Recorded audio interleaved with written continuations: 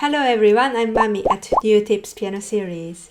As live concerts are now coming back, I have also started preparing for performances as well after a long period of not performing. And I thought of making a video on how to gear up for live performances again. Then I have found myself very nervous and wondered how can I ever talk about how to cope with nerves when I cannot handle my own anxiety. It's so much easier to tell other people what to do than doing it yourself, isn't it? But anyhow, I'm going to go ahead with sharing what I found to be helpful.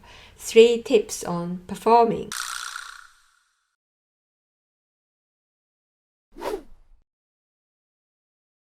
Apparently, police officers train by dealing with ferocious dogs. At first, their heart rate goes up to, say, 175 per minute and they cannot properly function. But then that goes down gradually to 120, 110, and then they can function. I think it's essential to practice getting nervous. Confidence comes from resilience. And let's get into the habit of putting yourself into slightly uncomfortable situations in everyday life. Grab your friends to listen to you online or in person. I don't have friends, so I just ask anyone I can ask to help me get nervous and video record the sessions. And when you run through your program, visualize being at the concert venue.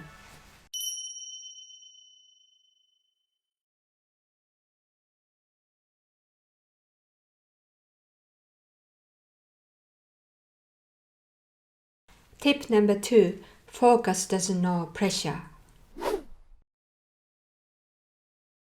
When you're completely absorbed in the task at hand, you forget about pressure. And what does not help is worrying about yourself, worrying about what others think of you, whether you can live up to the expectations of the audience. To help focus on the music instead, I'd like to decide beforehand what I'm going to say to myself just before performing. Something simple to put yourself into the right frame of mind, as well as deciding where to look at. I simply look at the space between E and F. And some people say it's helpful to decide in advance who in the audience you're playing to.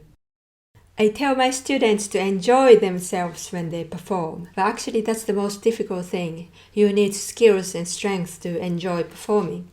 Under stress, being playful is the first thing that goes out of the window, and we want to retain that quality in our performance, to treat it almost like a game. When you stop worrying, performance becomes more interesting. Tip number 3. Accept perfection is not possible. Live concerts are not the same as recordings, and unless you're one of those superhuman, invincible pianists, mistakes do happen, and being perfect is boring anyway. As the famous teacher Gordon Green said, you need to be a perfectionist in practice, but the realist in performance. Expectation leads to disappointment, so do not expect. Then you'll be happy.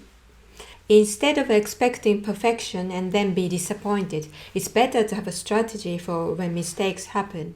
Again, it's helpful to pre-plan what you're going to say to yourself as you carry on, what to feel, which part of the body to concentrate on, so that you will regain focus back immediately and stay committed to the performance. I simply feel the warmth in the stomach, breathe, and carry on.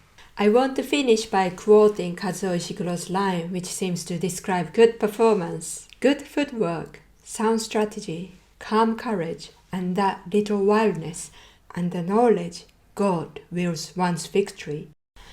When I put that Ishiguro quote on Twitter, one of my Twitter friends replied, "And the audience wills you to victory," which I thought was really lovely.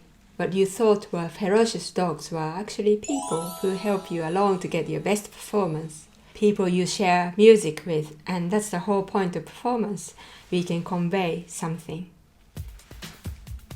And also it's helpful to know that we need a bit of nerves and anxiety to enhance our performances and to give something special. Thank you very much for watching. See you next time. Bye!